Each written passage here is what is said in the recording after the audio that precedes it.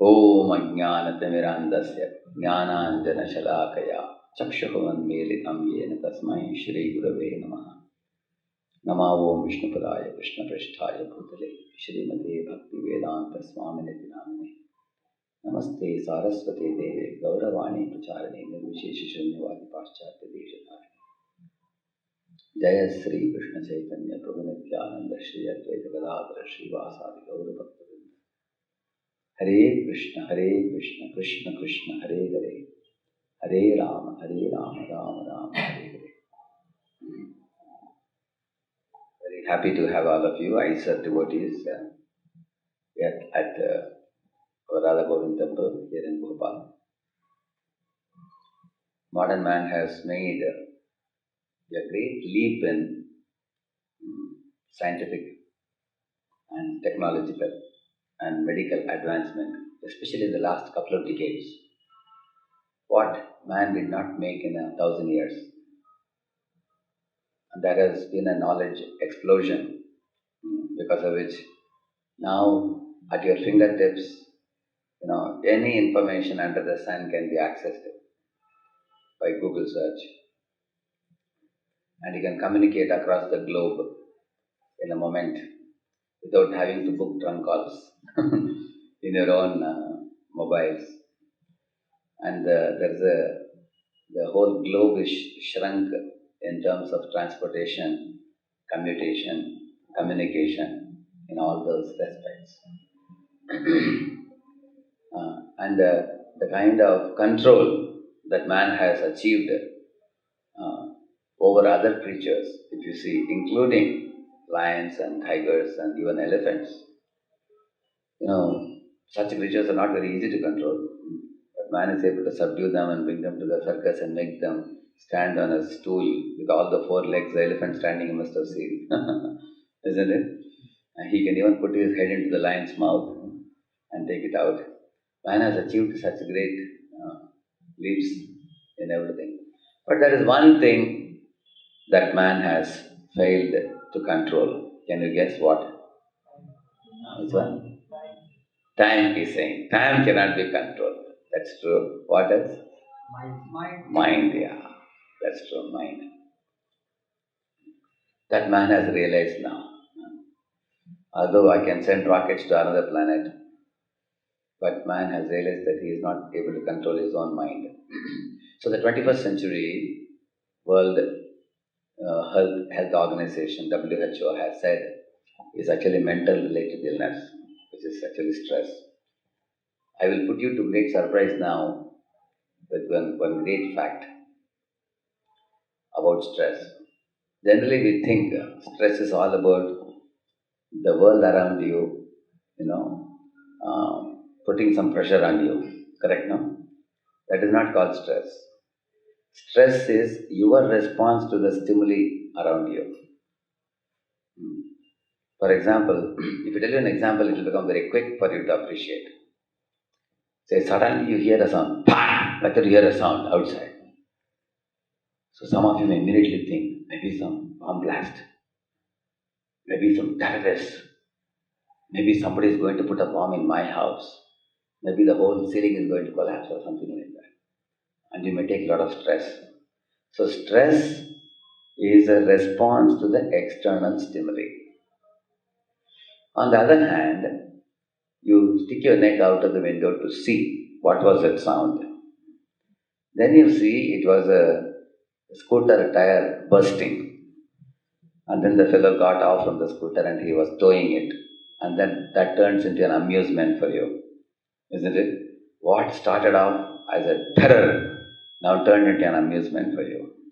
Because you know the fact that there is no danger for you. Now the mind, which was in anxiety, has now got an answer to its anxiety, that there's nothing to fear about, because it is only a tire burst.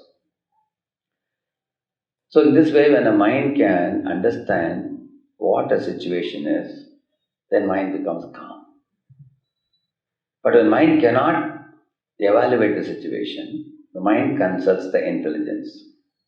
And if the intelligence is not able to immediately provide an answer, the mind remains in tension. Exactly as a student, after having written the CAT exam or GMAT exam or GRE TOEFL or some competitive exam, after writing it, you are waiting with bated breath when the results are going to come. So like that, the mind is always in tension until it can properly evaluate the situation and arrive at a solution. So we can quote innumerable examples for the arousal of stress and subsiding of the stress. So you're walking in the road, suddenly you find a snake crawling like this, coming towards you. You just cry immediately. So immediately, why you cry? Because you know that the snakes bite. When they bite, it can be fatal. You may lose your life. So there's a fear. So there's a fear arousal in you to the stimuli that is external to you. And then you can respond to it. How? Take a stick or something, rod or something, beat it on the head, and then the snake is dead. Then the stress comes down. Because now that cannot cause you any harm. So you're confident. Then the mind becomes pacified. So now the problem in the modern day society is there is something called as not threat but perceived threat. Perceived threat means there may not be threat, but your mind may imagine it to be threat. It's called perceived threat. So I'll give you an example of a perceived threat. Say you are going in the road. Suddenly you looked at some rope which was put like this, looks like a snake. But it wasn't a snake, it was only a rope. But you imagined it to be a snake. Then you cry, you shout, you yell, you faint also. But then when you switch on the light, you find it is not a snake at all. It was your imagination. So there are many things we imagine in life which actually cause stress. Like for example, when you write an examination, you are afraid that you may fail or you may pass. So that causes a lot of stress. And the results come, you get a first class. And there is no more stress after that. But situations are not as simple as this. Like for example, you join a company. Nowadays during COVID season, many companies laid off many people. And they downsized the company. And then those who were retained by the company were initially happy, subsequently they became unhappy. Why? Because one person had to do the job of 4 people.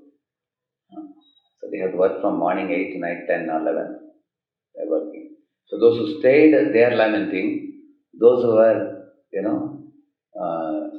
those who were thrown out, they were also lamenting. Correct, no? But the people who lament the most are those who are not yet sure whether they will be kept inside or thrown out. They get the maximum amount of tension. It's a peak, like a spike. They look at the boss face. It seems that boss is going to give me a pink slip and show the door. They are always waiting. So today, one more day I survived. One more day I survived. When I was in Seattle, one Microsoft employee was driving me to one program. So he was telling that in Microsoft company, the bottom 5% people are every year removed, and the top 5% people are every year promoted with a increment.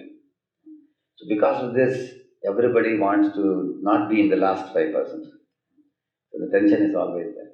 So these days there's a job tension.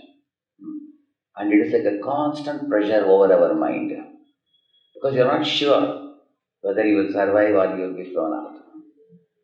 Right now you will be earning 1 lakh or 1.5 lakh per month when if you are in a job. But if you are thrown out, you earn nothing. That's the biggest threat. Imagine a man, who is married just now. He is getting 1 lakh or 2 lakh salary per month. Suddenly the salary is stopped. Then how is he going to run his family? So that causes a lot of tension for them. So job situation is one thing. Another situation that causes tension is relationships. Like in those days, if a father gets his daughter married, immediately they will play tumataka, tumataka, tumataka, very, very loudly they play that drums. In South India, they have this nadaswaram, they call it, big one. And they will play all that. Because the father is considered to be successful, he has given his daughter in marriage, everybody will shake hands with him. Sir, you have got your daughter married, no more anxiety for you henceforth. But now the father cannot be like that. Because within 1 or 2 years, people divorce and come back. And you've seen that happening, correct? So in marital relationships, there is a tension that whether the relationship will survive or not. There's a constant threat whether it will survive for a long time to come or it will end. So the job situation, similarly you go to a doctor, there is a fear whether this fellow is doctor is genuine or not. Some doctors tell you that you keep coming 1 month, 2 months, 3 months, 6 months. You ask them, sir, when will this disease go away? He says, till your last breath you keep coming. You are my customer. Not only you, bring all your family members also. I'll become your family doctor, so that I loot your pocket. So there is a tension in dealing with the doctor, who is supposed to actually relieve you of your tension. There is a tension in every situation in life. So the mind is greatly stressed in this day and age because of distrust. That's the main thing. Wherever there are distrusting relationships, the mind is not peaceful. Mind is always under threat. So you see, at home and at office, you all look for 2 hours. Let us see who finds out those 2 hours. 1 hour at home, 1 hour in the profession. Anybody can say? What is the hour you look for at home? And what is the hour you look for in your profession? R. The letter begins with R. Huh? Yeah? Home you want only rest, nothing more. Yes. I think you all have too much of assignment load, I think. Rupees.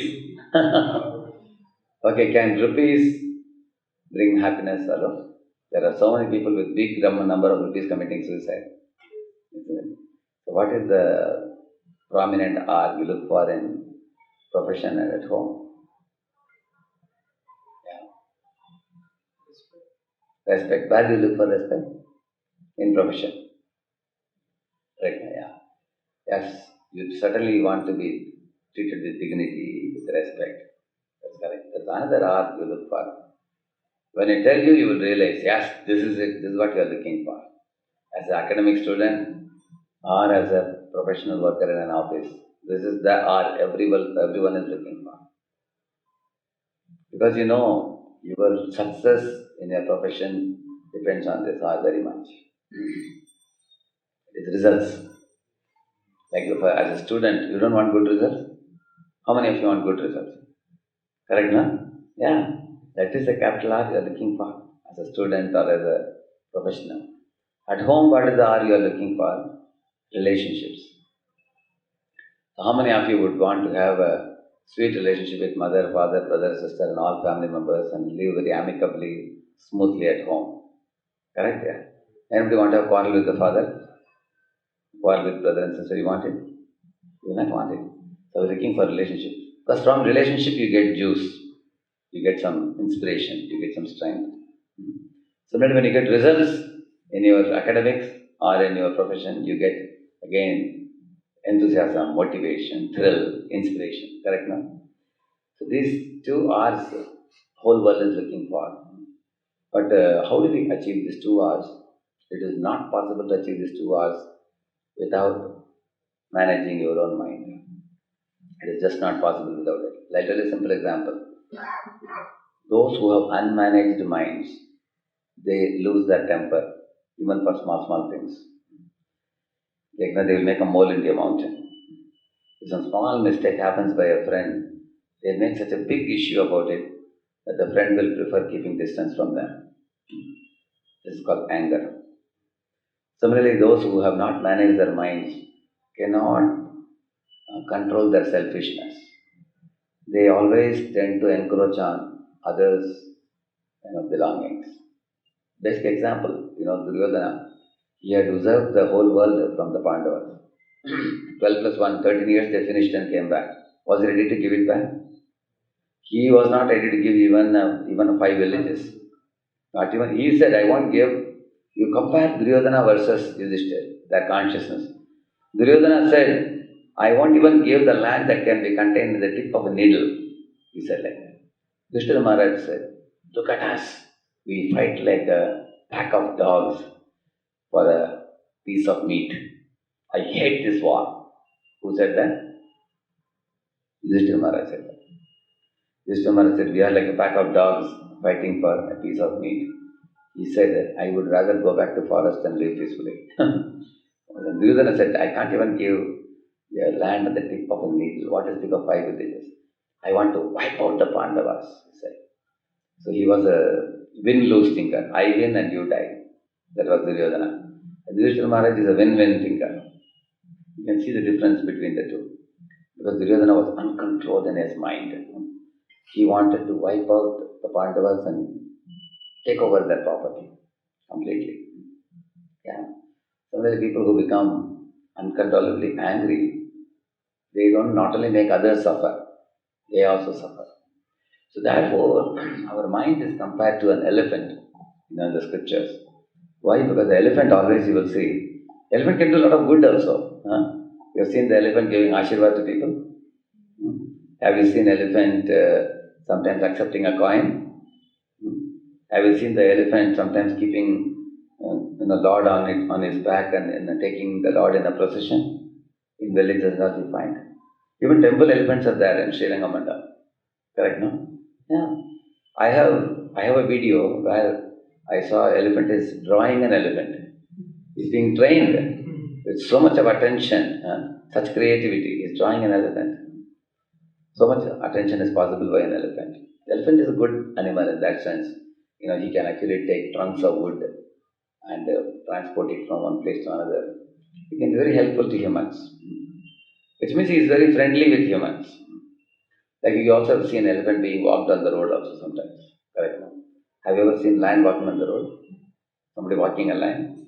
Lion is too passionate animal. Tiger? Somebody walks on a road? Very, very passionate animals. Therefore the mind is compared to an elephant. Because the elephant is, very, mild-natured animal. It can be trainable animal. But elephant can sometimes become a mad elephant. Have you seen mad elephant?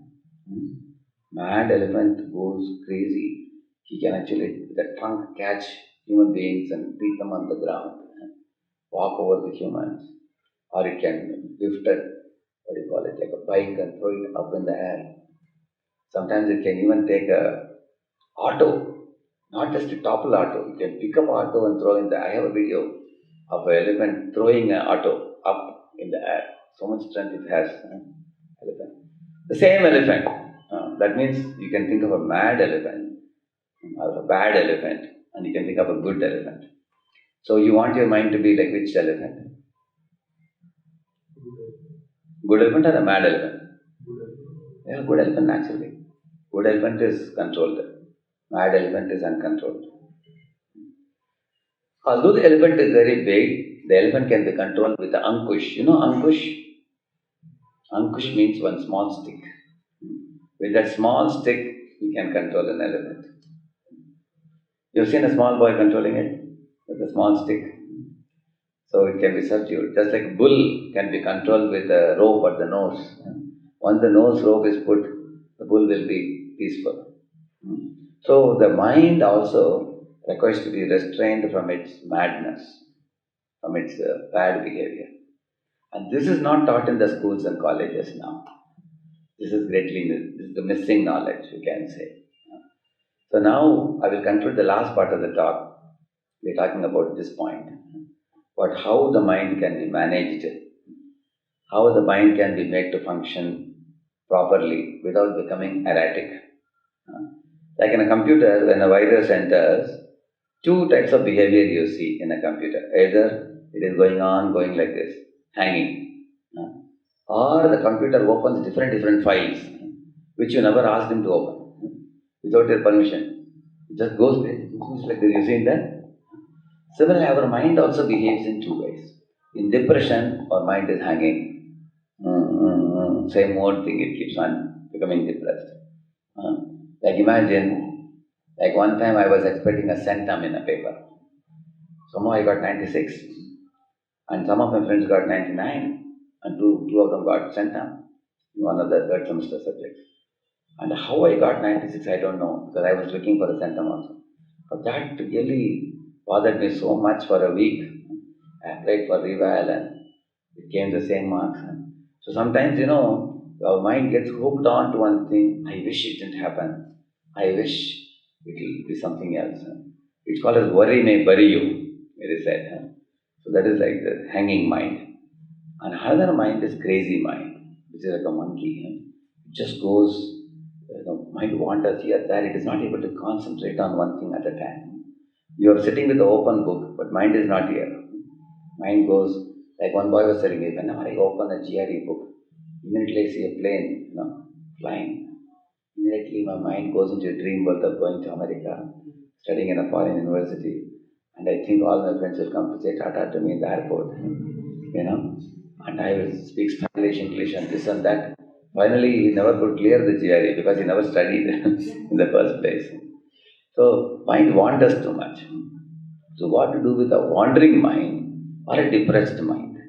Both are diseases. So, how these diseases come in the mind? There are only three big enemies to the soul. Like Krishna says in Bhagavad Gita.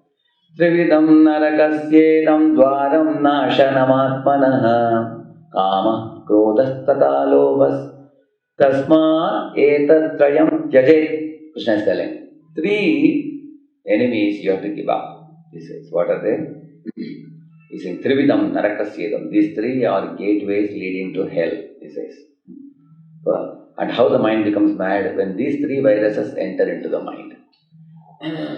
Even Shankaracharya says in one shloka, I'll try to recollect the shloka. Kama krodhascha lobhascha dehe tishtanti taskaraha jnanaratna apaharaya tasmat jagrata jagrata. Wake up, dear friend, he is telling. There are three highway robbers, who are hiding behind in the bushes.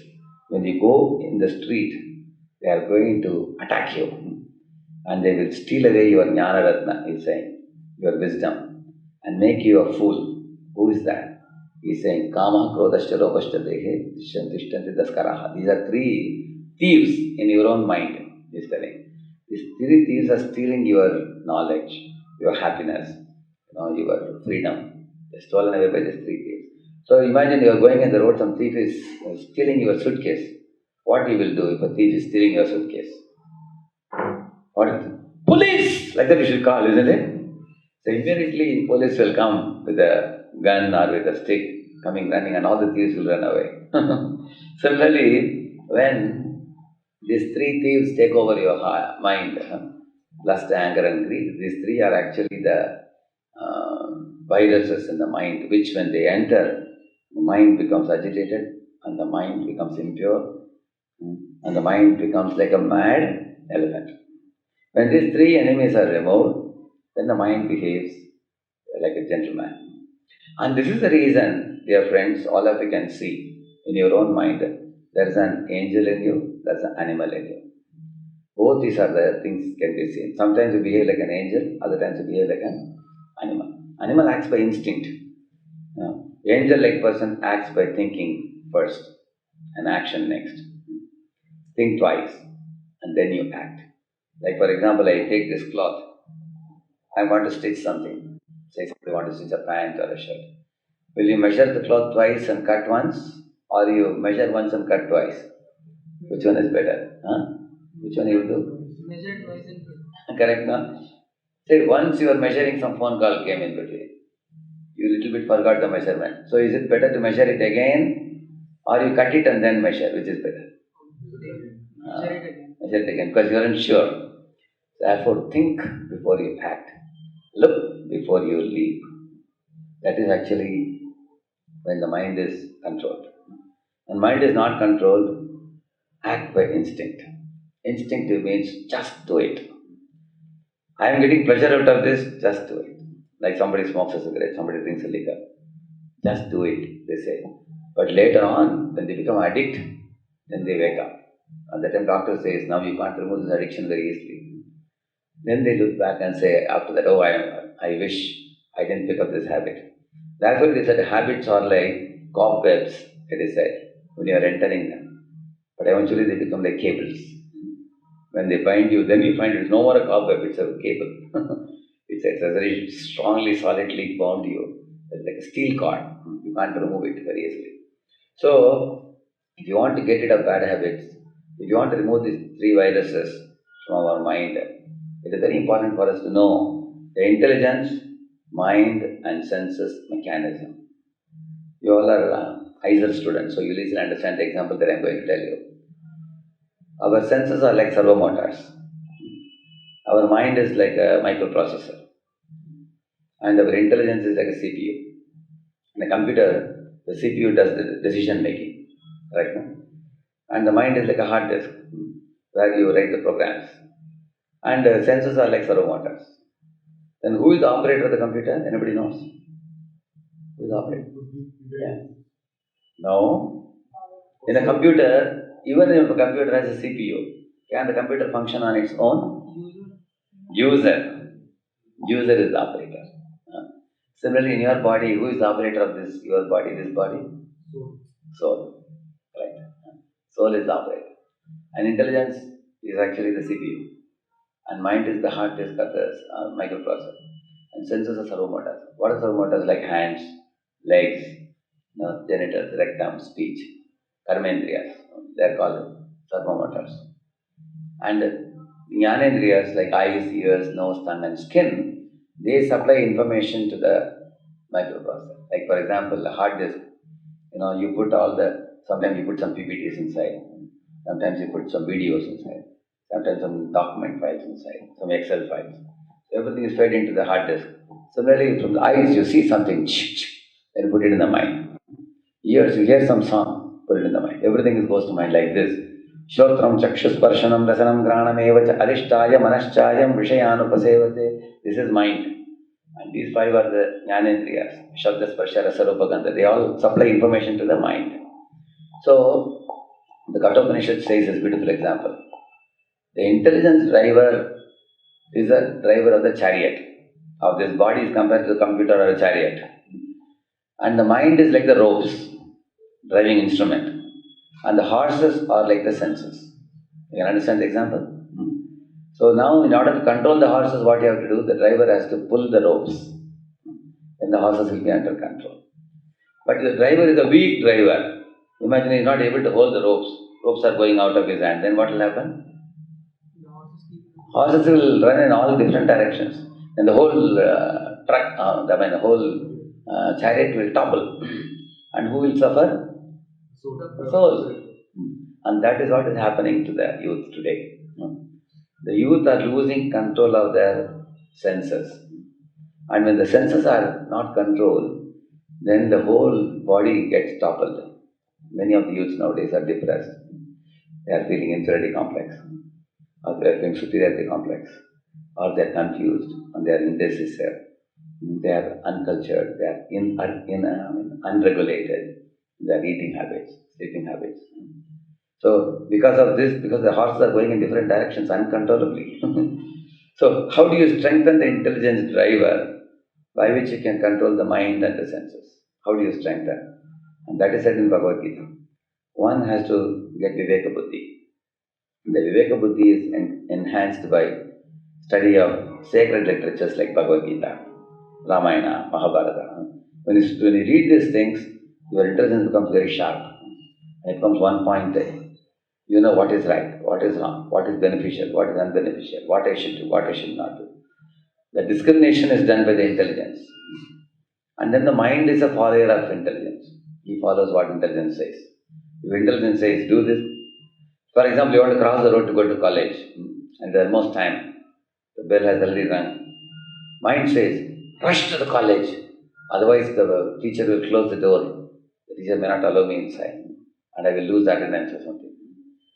But intelligence says, wait a minute, buses and cars are going very fast. It shouldn't happen that I cannot reach the other side of the road at all. In the name of running across the road, I may get an accident or something. So which is better? Intelligence is better or mind is better? Intelligence. Intelligence goes by reason. Mind goes by immediate pleasure or immediate emotion. So, intelligent student means one has to use intelligence and not go by the passions, and not go by the fashions, not go by the bestial emotions like the animalistic emotions, not be tricked, not be cheated, not be, failed from the actual goal of life. Like many students come to college in the first year, but they do so many extracurricular things. They, some people are watching cricket all day, some people are eating out. So eventually you will find many of the people actually are unfocused in their goal because the intelligence is not one-pointed. For intelligence means one-pointed means one thing at a time you can do. Chant while you chant, study while you study, pray while you pray, eat while you eat, sleep while you sleep. Do one thing at a time, you'll become a superman or a superwoman. Like Archimedes said, give me a rod long enough and give me a fulcrum. I can even tilt and show that the earth can be tilted. Like that he said. So our willpower and concentration is like that. Hmm. Once you have attained that one pointed concentration in your intelligence, then you will be surprised about your power. You can do what 10 people cannot do. Something can be. That's one of the biggest plus point of great souls. They will do one thing at a time very, very powerfully.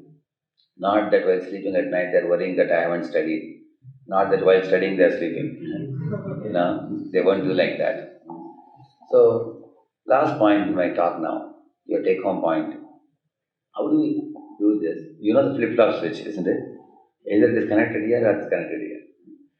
So, for example, if my mind is connected to a cloud which is worry cloud, it's constantly worrying about the past or fearing about the future. I can disconnect it by connecting it to a mantra, which you all are chanting here. Hare Krishna, Hare Krishna, Krishna Krishna, Hare Hare, Hare Ram, Ram Ram, Hare Hare. So when you chant, you can mind, once it hooks on one thing, then it can easily disconnect with other things. Correct, no? For example, I am picking up the watch in the hand. Now I decide to pick up those kartals. I go to pick up and I don't know when I dropped it. Now I pick this up. Correct, no? Because in my hand, I can only pick up one thing. Either I pick up this or I pick up this. So if I have to get rid of worry, without even knowing how your worry goes, you pick up the mantra. Then worry. Suddenly you find I'm chanting mantra, I'm very happy, I don't know where my worry is gone. You understand, no? That's the secret of chanting. And this happened to many of the hippies in the West. No? These people have come, I think, is it? They come. 2 minutes I'll complete. So the hippies had all types of bad habits. Some of them were such stoned in drug addiction that they were very close to death. Can you imagine? So much into smoking, drinking, drugs and everything. So when Srila Prabhupada went to America in 1965, he gave this mantra to them, this Hare Krishna mantra. When they chanted it, all their addictions went to the background. They gradually forgot. Not only they forgot, those who were eating cow flesh, now they started eating vegetarian food offered to Krishna. Those who are drinking liquor, now they gave it all up and now drinking milk now. Can you imagine? Such a radical change came about simply by chanting this mantra. So this is the secret I want to tell you. If you chant this mantra, even with your fingers like this, 1, 2, 3, 4, 5, 6, 7, 8, 9, 10. Hold one of your fingers. 1, 2, 3, 4, 5, 6, 7, 8, 9, 10. Another finger. So 5 fingers you fold when you finish 50. Another 50, release the 5 fingers. 100 over, then chant 8 more. 1, 2, 3, 4, 5, 6, 7, 8. How many? How many total? 108. Yeah. For first 10, 10, 10, you folded 5. Then 10, 10, 10, you released 100. And last 8 more you chanted. Go and sit in a park, in your college, anywhere, and close your eyes. Take a deep breath. Hare Krishna, Hare Krishna. 3 times you repeat, okay? Together. Hare Krishna, Hare Krishna, Krishna Krishna, Hare Hare, Hare Ram, Ram Ram, Hare Hare. Hare Krishna, Krishna Krishna, Hare Hare, Hare Ram, Ram Ram, Hare Hare. Hare Krishna, Krishna Krishna, Hare Hare, Hare Ram, Ram Ram, Hare Hare. You just do it 108 times per day, which takes you 10 minutes only, and do it for 1 week. And if you don't get any results, then you stop it. How many of you think 1 week trial is not a bad idea? How many of you think? Correct, no? You try for yourself. And the beauty is you can chant at any time of the day. You can chant in the early morning, afternoon time, evening time, night time. Similarly, suddenly you feel a lot of anger, lot of tension, and you immediately close your eyes, take a deep breath, and immediately start chanting this. And because I told you flip-flop switch example, correct? Now, this is the best way to cut off from your worry and connect to something divine and sublime, and something purifying, something elevating, something empowering to your intelligence. With that strengthened intelligence, you can very easily conquer the lower nature of mind and senses. You try it. The whole world is doing it now, all over the world. You go to the YouTube, you'll find, hundreds and thousands of kirtans. In America, two things have become popular now: kirtan and yoga. These two things. Many Americans are chanting Hare Krishna now. So you all try it also. I such students, most welcome. And now I gave you just a brief talk to you. In summary, what I spoke to you in the beginning of my talk, I told about stress. Stress is not what causes pressure from outside to you. Stress is the response mechanism within your body and mind, which the same thing may be causing stress to somebody and not stress to another. You agree? Correct. Like two people, they are free from tension before the exam. One is a boy who has studied fully thoroughly, another boy who has not studied at all. Correct. He knows anyway I am going to fail, no tension. And another boy is a topper, he knows I know everything. And all in-between people are in tension. Correct. So that I spoke. The second part I spoke about the mind and the viruses in the mind. Three viruses Krishna talks about: lust, anger, and greed.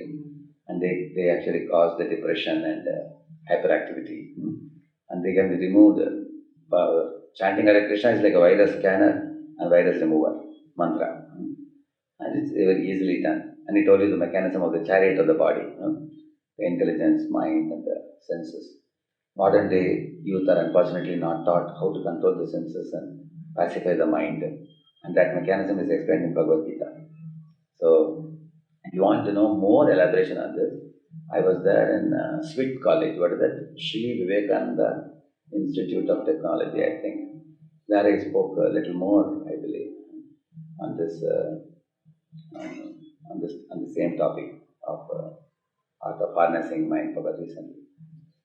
So thank you all for the opportunity you gave me to speak to you.